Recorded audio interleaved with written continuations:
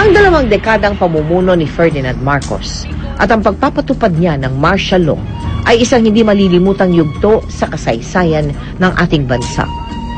I have proclaimed martial law in accordance with the powers vested in the President by the Constitution of the Philippines. Ang People Power Revolution noong 1986 ang tumapos dito. Kasabay nito ay ang pagbaba sa pwesto ng mga Marcos at ang pag-exile ng kanilang pamilya sa Hawaii. 3 taon pa lamang silang namamalagi doon ay yumao na si Ferdinand dahil sa multiple organ failure. How was the last hours of being with President Marcos during his dying He was moments? giving me strength by saying, "Sweetheart, fear not. All our lives be committed on the side of the right. Like the sun will rise tomorrow, the truth will set us free." Ang pagyao ng kanyang asawa marahil ang bumaliktad sa buhay ni Imelda. Siya ang sumalo ng halos lahat ng kaso na ibinabato sa kanyang pamilya. Karamihan sa mga kasong ito ay tungkol sa pagkamkam umano ng mga Marcos ng yaman mula sa kaban ng bayan. Taong 1990, naganap ang sinasabing trial of the century kung saang $1,000,000 ang kinwestiyon kay Imelda sa kasong fraud at racketeering. Dito sa gym sa likod ng bahay nakatago ang mga dokumentong nagpapatunay raw na not guilty ang pamilyang Marcos tungkol sa questionableng mga kayamanan.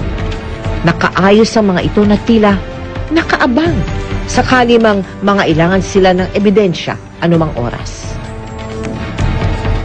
You're entering the documents of the trial of the century. Oh. Here. 170 banks that Marcos deposited money on. These are the 350,000 documents used against me. Now, all of that. All the mines, all the banks of the world, 170 banks of the world. And I have the bill of lading. And these are all U.S. government exhibit. All of this. Just to show you the bill of lading, how much is $240 million. Oh my goodness.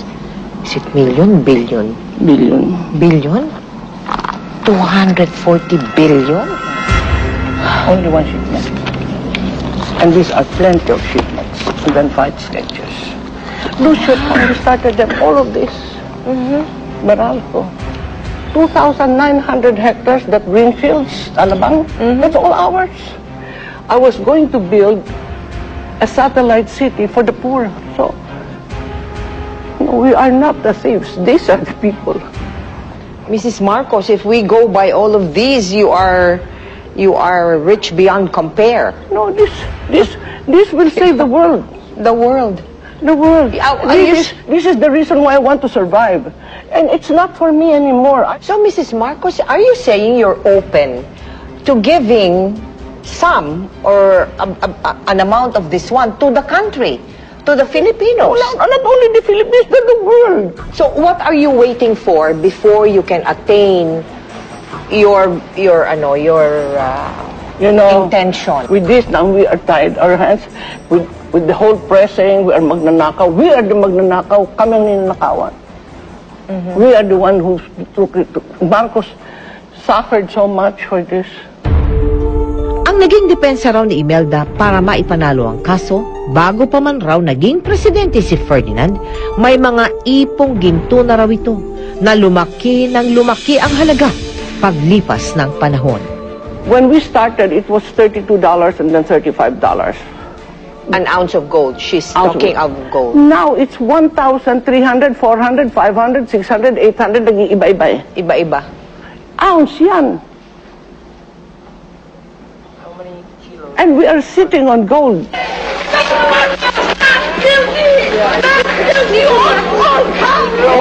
Did you know I won my case in New York on my 60th birthday. I know, I was there. I covered you. And then you had a small party in that small Filipino pub. Yeah. You know, after the court, everybody went to that small Filipino pub. Punong-puno ng tao.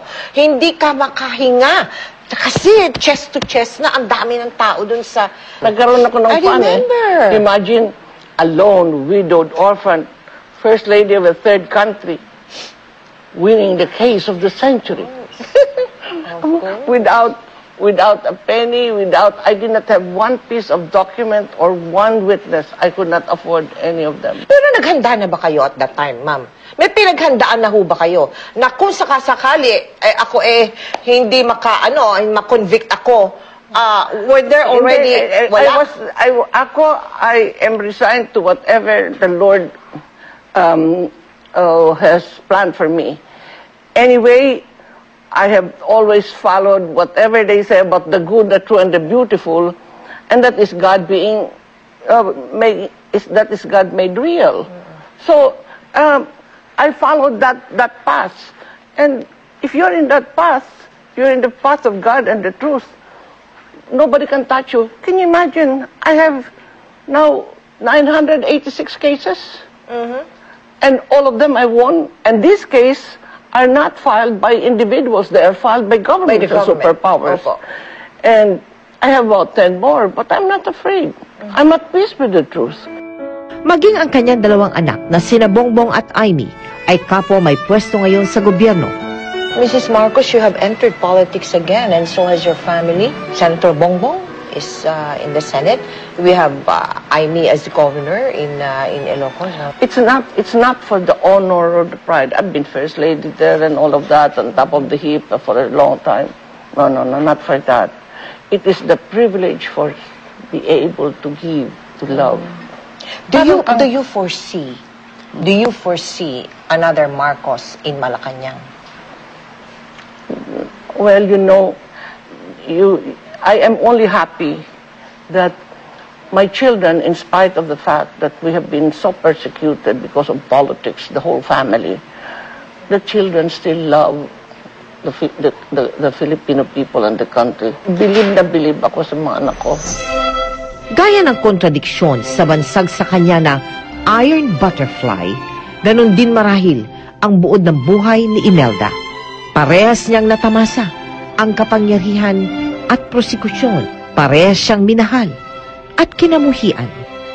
Ngunit sa kabila ng lahat ng ito, tulad ng isang paru-paro, pilit pa rin siyang lumilipad. I did not have the privilege of interviewing Mrs. Marcos in New York because she was really so guarded.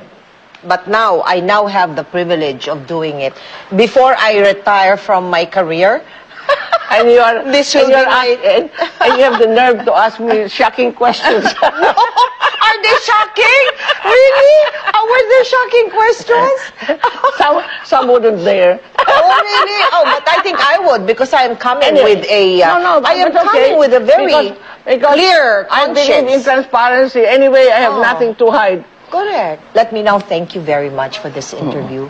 It has been a real pleasure talking with you, and we wish you all the luck in the world for all the good intentions that you have for our people and our country. Well, thank you. I need it. I need it because the Lord intended this to be paradise and to be there forever, and gave us His own image, each one of us, and be a great creator, and we can do so much.